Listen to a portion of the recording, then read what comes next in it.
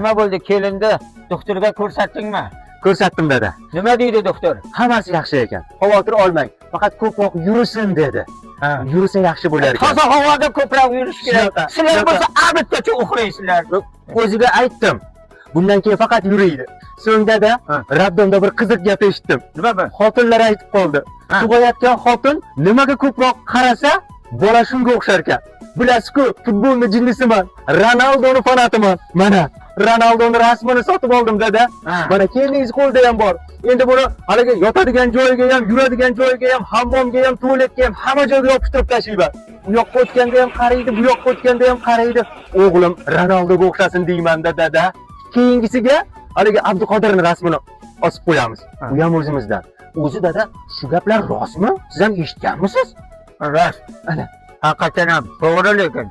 Mana shu onang senga homiladorlik payti xo'sh, sigir sog'aman deb molxonaga kirgan ekan. Sigirni sog'ayotib naryoqda eshak hamrovaribdi-da.